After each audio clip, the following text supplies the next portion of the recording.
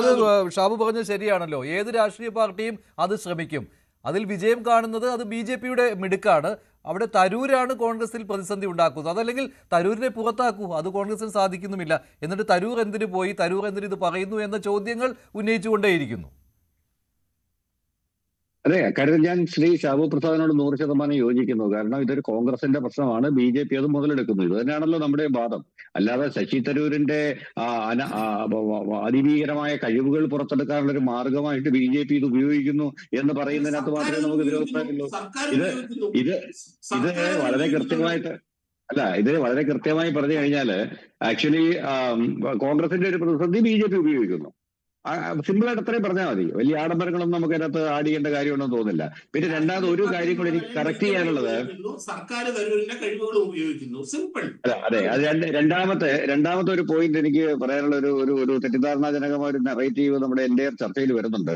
ആ നെറേറ്റീവ് എന്ന് പറയുന്നത് ഓപ്പറേഷൻ സിന്ദൂറിന് ശേഷം ശശി തരൂരിനെ കമ്മിറ്റി ഉൾപ്പെടുത്തിയത് കോൺഗ്രസ് എതിർത്തു എന്നുള്ളതാണ്. സത്യത്തിൽ അങ്ങനെയല്ല. ശശി തരൂരിനെ കോൺഗ്രസിനോട് ആലോചിക്കാതെ കോൺഗ്രസ് പ്രതിയായിട്ട് ഉൾപ്പെടുത്തി എന്നുള്ളതാണ് തർക്കം. കാരണം കോൺഗ്രസ് പ്രതിയായിട്ട് ആരെ ഉൾപ്പെടുത്തണം എന്നുള്ളത് കോൺഗ്രസിന് വിട്ടുകൊടുക്കേണ്ട ഒരു കാര്യമാണ്. അതിന് പകരം സർക്കാർ അങ്ങ് തീരുമാനിച്ച ഒരാളിനെ അങ്ങ് എടുക്കുകയായിരുന്നു. അപ്പൊ അതിനു മുന്നുള്ള ഒരു ചർച്ചകളും ഒരു സംഭവങ്ങളും ജനാധിപത്യപരമായിട്ടുള്ള ഒരു ചർച്ചകളും നടത്തിയിട്ടില്ല. അത്തരത്തിലുള്ള ജനാധിപത്യത്തിന്റെ ഒരു സംവാദ മാർഗവും ഉപയോഗിച്ചിട്ടില്ല എന്നുള്ളതാണ് അന്നത്തെ ഏറ്റവും വലിയ പ്രശ്നം. അല്ലാതെ ശശി തരൂരിനെ ആ കമ്മിറ്റിയിൽ ഉൾപ്പെടുത്തി എന്നുള്ളതല്ല. ശശി തരൂർ ഇന്ത്യ കണ്ട ഏറ്റവും മികച്ച, പ്രത്യേകിച്ച് ഇന്ന് സമകാലിക ഇന്ത്യയിലെ ഏറ്റവും മികച്ച ഒരു ഒരു ഡിപ്ലോമാറ്റ് ആണ് എന്ന കാര്യത്തിൽ ആർക്കും സംശയമൊന്നുമില്ല. അദ്ദേഹം വളരെ മികച്ച പ്രകടനം, അദ്ദേഹം ആ ഒരു മികച്ച പ്രകടനം കാഴ്ചവെക്കുകയൊക്കെ ചെയ്തിട്ടുണ്ട്. സാർ, നിങ്ങൾ പറയുന്നത് 100% ശരിയാണ്, അത് ശരിയാണ്. പക്ഷെ ഞാൻ ചോദിച്ചത് നാളെ നിങ്ങളുടെ പാർട്ടിയിൽ വന്ന് ശ്രീ ഷാബു പ്രസാദ്, ഞാൻ ഒരു ഉദാഹരണം പറഞ്ഞുതരാം. അതായത് നിലവില് ബി.ജെ.പി പ്രതിപക്ഷത്താണെന്ന് കരുതുക. ബി.ജെ.പി പ്രതിപക്ഷത്താണ്, നരേന്ദ്രമോദിയാണ് പ്രതിപക്ഷ നേതാവ് എന്നും കരുതുക. അപ്പൊ ഇതുപോലൊരു കമ്മിറ്റിയില് ബി.ജെ.പിയോട് ആലോചിക്കാതെ ഒരു പക്ഷേ രാജ്നാഥ് സിംഗിനെയോ അല്ലെങ്കിൽ അതുപോലെ അശ്വിനി വൈഷ്ണവിനെയോ ഒരു കമ്മിറ്റിയിൽ ഏകപക്ഷീയമായിട്ട് ഉൾപ്പെടുത്തുകയാണ് എന്ന് വന്നാൽ ബി.ജെ.പി മിണ്ടാതിരിക്കുമോ, പ്രതികരിക്കാതിരിക്കുമോ? രണ്ടാമത്തെ ചോദ്യം, ഇതുപോലൊരു വിരുന്ന് നടക്കുന്നു. ആ വിരുന്ന് നടക്കും.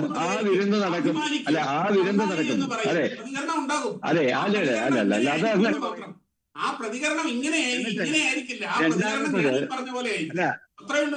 രണ്ടാമത്തത്, ഇതുപോലെ പുടിന്റെ ഒരു സന്ദർശനം വരുമ്പോ ശ്രീ നരേന്ദ്രമോദിയെ ക്ഷണിക്കുന്നതിന് പകരം ഐശ്വരി വൈഷ്ണവിനെ ക്ഷണിച്ചു കൊണ്ടുപോയിട്ട് മുന്നിലിരുത്തുന്നു. അപ്പൊ നിങ്ങൾ ബി.ജെ.പിക്കാർ മിണ്ടാതിരിക്കും, വളരെ നന്നായി, ഞങ്ങൾ സംസാരിക്കുന്നില്ല, ഞങ്ങളുടെ കൂട്ടത്തിൽ ഒരാളിനെ ക്ഷണിച്ചല്ലോ എന്ന് വിചാരിച്ചത്. അങ്ങനെയല്ല, ഇതിന്റെ ഒരു പ്രോട്ടോകോൾ ഉണ്ട്. ജനാധിപത്യത്തിന് ചില പ്രോട്ടോകോളുണ്ട്, ചില കീഴ്വഴക്കങ്ങളുണ്ട്. അതെ. അപ്പൊ ഇദ്ദേഹം പോകുന്നു എന്നുള്ളത് അദ്ദേഹം മറ്റേ പാർട്ടി അറിയിക്കാതെ ചെയ്യുന്നു എന്നുള്ളത്, ഇത് വേണമെങ്കിൽ വളരെ നിഷ്പ്രയാസം ബി.ജെ.പിക്ക് കുറച്ചുകൂടെ ജനാധിപത്യപരമായി കൈകാര്യം ചെയ്യാം, സർക്കാരിന് കൈകാര്യം ചെയ്യാം. പ്രതിപക്ഷ നേതാവിനെ വിളിക്കാം, ശശി തരൂരിനെ വിളിക്കാം, പ്രശ്നം തീർന്നു. പക്ഷെ അത് ചെയ്യുന്നില്ലല്ലോ. അപ്പൊ ഇതിനകത്ത് പ്രതിപക്ഷ നേതാവിനെ വിളിക്കാതെ ശശി തരൂരിനെ മാത്രം വിളിക്കുമ്പോൾ അവർ മുന്നോട്ട് പോകുന്ന രാഷ്ട്രീയമുണ്ട്, ഒരു രാഷ്ട്രീയ തന്ത്രമുണ്ട്. നമ്മൾ അതിനെക്കുറിച്ച് തന്നെയാണല്ലോ സംസാരിക്കുന്നത്. എന്ത് വിശ്വസിച്ചാണ് ഈ രാഹുൽ ഗാന്ധിയൊക്കെ ഇങ്ങനെയൊക്കെ ഒരു ചടങ്ങിലേക്ക് വിളിക്കുക? രാജ്യത്തിന് താങ്ങാൻ കഴിയില്ലതൊന്നും. രാജ്യത്തിന് ഇതുപോലെയുള്ള ഒരു മനുഷ്യന്റെ ആ രീതിയിലുള്ള പ്രതികരണങ്ങളെ അഫോർഡ് ചെയ്യാൻ പറ്റില്ല. അതൊരു പ്രധാന കാരണം തന്നെയാണത്. എനിക്ക് തോന്നുന്നത് ഈ ശ്രീ ഷാബു പ്രസാദ് ITസിൽ നടക്കുന്ന എല്ലാ ഡീപ് ഫേക്ക് വീഡിയോസും കൃത്യമായി കാണുന്ന ഒരാളാണെന്നാണ്. അതുകൊണ്ട് തന്നെ വെറും കോമൺ സെൻസ് മതി. ഒരു ഡീപ് സ്റ്റേറ്റും കാണണ്ട, ഒരു ഡീപ് വീഡിയോയും കാണണ്ട. സാധാരണ മനുഷ്യന്റെ സാധാരണ കോമൺ സെൻസ് മതി. എന്തായാലും ഈ പറഞ്ഞ എനിക്ക് ഒരു കാര്യത്തിൽ രാഹുൽ ഗാന്ധിയോട് താല്പര്യമുണ്ട്. കാരണം ഒരു ടെലിപ്രോംപ്റ്റർ ഇല്ലാതെ അദ്ദേഹത്തിന് പ്രസംഗിക്കാൻ പറ്റും. നമ്മുടെ പ്രധാനമന്ത്രിക്ക് ചിലപ്പോ അല്ലെങ്കിൽ മറ്റു ചില ഉന്നത നേതാക്കന്മാർക്ക് അത് പറ്റുന്നില്ല. ഓക്കെ, അപ്പൊ അതുകൊണ്ട് ഞാൻ എനിക്കുണ്ട് കേട്ടോ.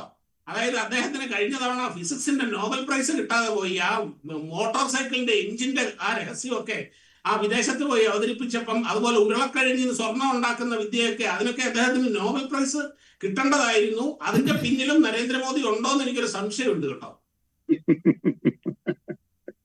അല്ല, ഞാൻ നിങ്ങളുടെ വാദങ്ങളെ അല്ല പറയുന്നത്. ഞാൻ പറയുന്നത് ഒരു ജനാധിപത്യ രാഷ്ട്രത്തില് ഇപ്പൊ ഇതിനകത്ത് രാഹുൽ ഗാന്ധി എന്ന് പറയുന്ന നോബൽ പ്രൈസ് കിട്ടേണ്ട മഹത്തായ ബുദ്ധിയുള്ള ഒരാളാണെന്ന് ഞാൻ അവകാശപ്പെടുന്നില്ല. അദ്ദേഹം ചിലപ്പോൾ എടുത്താൽ പൊങ്ങാത്ത സബ്ജക്റ്റുകൾ എടുത്ത് സംസാരിച്ചിട്ടുണ്ടാവും.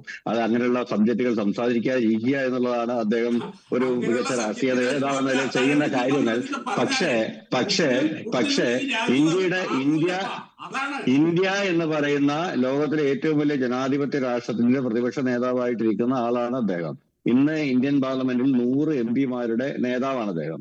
അപ്പം ആ ഒരു തലത്തിൽ ഗവൺമെന്റ് ഒരു പ്രതിപക്ഷത്തിന് കൊടുക്കേണ്ട ചില മര്യാദകളുണ്ട്. ആ മര്യാദകൾ പാലിക്കുക എന്നുള്ളത് വളരെ ഇമ്പോർട്ടന്റ് അല്ലേ? സീരിയസ് ആയിട്ട് ഒരു കാര്യം ചോദിക്കട്ടെ, ഈ മനുഷ്യൻ ഈ ചർച്ച പരിഷ്കരിക്കില്ല. രാഹുലാണോ തരൂരാണോ? അല്ല, രാഹുലിലേക്ക് ചർച്ച പോകേണ്ട, തരൂരിലേക്ക് പോകുന്നതായിരിക്കും നല്ലത്. അത് മാത്രമല്ല, ഡോക്ടർ ജി ഗോപു, മറ്റൊരു കാര്യം കൂടി സംഭവിച്ചു. ഇപ്പോൾ ഈ അത്താഴ വിരുന്നിന്റെ തൊട്ട് തലേദിവസമാണ് തരൂരിൻ്റെതായിട്ടുള്ള മറ്റൊരു ലേഖനം വന്നത്. അവിടെ പ്രതിപക്ഷത്തെ കുറ്റപ്പെടുത്തുന്നതായിരുന്നു, തുടർച്ചയായിട്ട് പാർലമെന്റ് നടപടികൾ തടസ്സപ്പെടുത്തുന്നതിനെ കുറിച്ച്. ശരിയാണ്, പാർലമെന്റ് നടപടികൾ തുടർച്ചയായി തടസ്സപ്പെടുത്തുന്നത് നല്ല കാര്യമല്ല. അപ്പോൾ അതിനെതിരെ സംസാരിക്കുകയും ചെയ്യാം. പക്ഷേ എവിടെ ഇരുന്നു കൊണ്ടാണ് തരൂർ ഈ കാര്യങ്ങൾ ചെയ്യുന്നത്? അതും കോൺഗ്രസിൽ ഇരുന്നു കൊണ്ട്, കോൺഗ്രസിന്റെ ഒരു MP എന്ന നിലയിലാണ്. അവിടെയും പ്രതിരോധത്തിലാക്കുകയായിരുന്നുവല്ലോ. തീർച്ചയായിട്ടും. എന്ന് മാത്രമല്ല മഞ്ജുഷ, അതിനകത്ത് ഒരു കാര്യം ആഡ് ചെയ്യണം. അതായത് അദ്ദേഹം ഈ പറഞ്ഞ ന്യായീകരിച്ച, അതായത് നിങ്ങൾ എന്തുകൊണ്ട് സഭാ നടപടികൾ സ്തംഭിപ്പിക്കരുത് എന്നൊക്കെ പറയുന്ന ഇതേ അദ്ദേഹം തന്നെ എന്തുകൊണ്ടാണ് എന്റെ നേതാവിനെ നിങ്ങൾ വിളിക്കാത്തതെന്നൊരു ചോദ്യം ചോദിക്കണ്ടേ? ഇല്ല, ചോദിച്ചിട്ടില്ല. അദ്ദേഹം അറിഞ്ഞില്ല എന്നാണ് ചേർത്ത് പറഞ്ഞ മറ്റൊരു കാര്യം കൂടി നമ്മൾ ഒഴിവാക്കരുത്. അദ്ദേഹം അത് ആ നിലയ്ക്ക് അദ്ദേഹം ഒരു അല്പം വിമർശനം ഗവൺമെന്റിനെതിരെ പറഞ്ഞു. അതായത് പാർലമെൻ്ററി ഡെമോക്രസിയിൽ പാർലമെൻറ്റിലെ അംഗങ്ങൾ ഡിസ്റപ്ഷൻ മാത്രമാണ് നടത്തിയാൽ ഭരണകക്ഷിക്ക് അതൊരു എളുപ്പ വഴിയാകും. വോട്ടിനിടാതെ തന്നെ ഐക്യകണ്ഠേനെ പാസ്സാക്കാൻ പറ്റും. കാരണം ഇവരെല്ലാം പ്രതിപക്ഷം ബഹളമുണ്ടാക്കി പുറത്തു പോകുമ്പോൾ ട്രഷറി ബെഞ്ചസ് മാത്രമേ അവശേഷിക്കുകയുള്ളൂ. പിന്നെ പ്രമേയങ്ങൾ പാസ്സാവുകയാണ് ഐക്യകണ്ഠേന്. അപ്പോൾ ഭരണകക്ഷിക്ക് സ്റ്റീം റോളർ മെജോറിറ്റി കൊണ്ടുവരാനുള്ളൊരു അവസരമാക്കി അതിനെ മാറ്റും. അതുകൊണ്ട് ഡിസ്റപ്ഷൻ അല്ല പാർലമെൻറ്റിൽ വേണ്ടത് എന്ന് പറയുമ്പോൾ അദ്ദേഹം ഭരണകക്ഷിയെ വിമർശിച്ചിട്ടുണ്ട് കേട്ടോ. ആ ഭാഗത്ത് അത് അദ്ദേഹത്തിന്റെ എല്ലാ ലേഖനത്തിലും അങ്ങനെയാണല്ലോ. മേമ്പൊടിക്ക് വേണ്ടി അദ്ദേഹം ഭരണകക്ഷിയെ വിമർശിക്കും. പക്ഷേ കാര്യങ്ങളിൽ അതിന്റെ ഒരു ആകത്തുക നോക്കിക്കഴിഞ്ഞാൽ അത് കോൺഗ്രസിനെതിരെയുള്ള വിമർശനമായിരിക്കും. അതെ, അത് തന്നെ സംശയമൊന്നുമില്ല. പക്ഷേ ഇതൊക്കെ പറയുമ്പോഴും എൻ്റെ ഒരു വ്യക്തിപരമായിട്ടുള്ള അഭിപ്രായത്തിൽ നമ്മുടെ നിയമസഭയിലായാലും പാർലമെൻറ്റിലായാലും ഏത് കക്ഷി ഭരിക്കുമ്പോഴും ഈ റെഗുലറായിട്ട് ഡിസ്റപ്ഷൻ ഉണ്ടാക്കുന്നത് നല്ലൊരു കാര്യമല്ല. പാർലമെൻറ്റ് കൂടുന്നത് ചർച്ചയ്ക്കാണ്. ചർച്ചയ്ക്കകത്ത് ചർച്ച ചെയ്ത് വോട്ടിനിട്ട് തോൽപ്പിക്കുകയോ വിജയിക്കുകയോ ആവട്ടെ, അവിടെ നടക്കുന്ന ചർച്ചകൾ രാജ്യം ശ്രദ്ധിക്കും. ഒരു രാജ്യത്തിൻ്റെ കണ്ണാടിയായിട്ട് പ്രവർത്തിക്കേണ്ട പാർലമെൻറ്റ് പ്രവർത്തന ക്ഷമത നഷ്ടപ്പെടുകയും ബഹളം വെച്ച് പുറത്തു പോവുകയും ബാക്കി സമയത്ത് എളുപ്പം പാസ്സാകുകയും ചെയ്യുമ്പോൾ പാർലമെൻറ്റിലെ യഥാർത്ഥത്തിലുള്ള ഡെലിബറേഷൻ എത്ര കുറവാണ്. അത് ജനാധിപത്യത്തിൽ ഇതൊക്കെ പറയുന്നത് അതെന്തായാലും കോൺഗ്രസിനെ വെട്ടിലാക്കാൻ ഉദ്ദേശിച്ചുകൊണ്ട് തന്നെയാണ്. അത് തന്നെയായിരുന്നല്ലോ കുടുംബാധിപത്യത്തിന്റെ കാര്യത്തിലും അദ്ദേഹം പറഞ്ഞത്. അതൊരു വലിയൊരു ലേഖനമായിരുന്നു. ആ ലേഖനം ഞാൻ വായിച്ചു. ആ വലിയൊരു ലേഖനമായിരുന്നു. ആ ലേഖനം പരത്തി പറഞ്ഞ് നല്ല റിസർച്ച് ചെയ്ത് മിക്ക രാഷ്ട്രീയ പാർട്ടികളിൽ ഇതുണ്ട് എന്ന് സ്ഥാപിക്കുകയാണ്. അത് BJP അറ്റാക്ക് ചെയ്യാതെ, എന്നാൽ ബാക്കി കമ്മ്യൂണിസ്റ്റ് പാർട്ടിയും തുടക്കം നെഹ്റു കുടുംബത്തിൽ നിന്ന് പ്രാദേശിക പാർട്ടികളിലേക്ക് പോയി. അപ്പോൾ അതൊരു ട്രെൻഡായിട്ട് വരുന്നു. അത് ജനാധിപത്യത്തിന് ഭൂഷണം. ഇതൊക്കെ നല്ല കാര്യം. അദ്ദേഹം നല്ല പ്രശസ്തനാണ്. 24 വയസ്സിൽ ഡോക്ടറേറ്റൊക്കെ എടുത്ത് വളരെ കേമനാണ്, സമ്മതിച്ചു. പക്ഷേ ഇതെല്ലാം ഒരു പാർട്ടിക്ക് അകത്ത് നിന്ന് ചർച്ച ചെയ്യേണ്ട പല കാര്യങ്ങളും പുറത്ത് ലേഖനങ്ങളായിട്ട് എഴുതുമ്പോൾ അത് കൊണ്ടുവരുന്ന ഒരു ഇമേജ് എന്താണ്? അപ്പോൾ എന്നാൽ എന്തുകൊണ്ട് ഇദ്ദേഹം പാർലമെൻറ്റിലേക്ക് മത്സരിക്കുമ്പോൾ ഈ കുടുംബാധിപത്യത്തെ ചോദ്യം ചെയ്തില്ല? 2009 ചോദ്യം ചെയ്യാമായിരുന്നല്ലോ. അന്ന് ഇവിടെ പോയി വിമർശനം.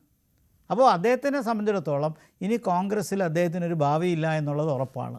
അപ്പോൾ അതുകൊണ്ട് എത്രത്തോളം ഗവൺമെൻറ്റിനെ വിമർശിച്ച് പുറത്തു പോകാൻ പറ്റുമോ അതിനൊരു പാറ്റേണാണ് ഒരു വശത്ത് ശ്രമിക്കുന്നത്. ക്ഷമിക്കണം, ഭരണകക്ഷിയെ പ്രതിപക്ഷത്തിനെ വിമർശിച്ച് എത്രത്തോളം അറ്റാക്ക് ചെയ്യാൻ പറ്റുമോ അങ്ങനെ വരുമ്പോൾ കോൺഗ്രസ് പുറത്താക്കും. ആ പുറത്താക്കുന്നത് കാത്താണ് ഈ ശ്രമം നടത്തുന്നത്. പക്ഷേ അതൊരിക്കലും സംഭവിക്കാൻ പോകുന്നില്ല. അതിനകത്ത് മറ്റൊരു ഘടകമുണ്ട്. ഈ പ്രതിപക്ഷത്തിൻ്റെ അംഗസംഖ്യ 100 എന്നുള്ളൊരു സൈക്കോളജിക്കൽ ഫാക്ടറാണ്. പപ്പു യാദവിനെ കൂടെ ചേർത്താണ് 100 ആയത്. അപ്പോൾ അത് ബലത്തിൽ 99 മാറും ഇദ്ദേഹം പുറത്ത് പോയി കഴിഞ്ഞാൽ.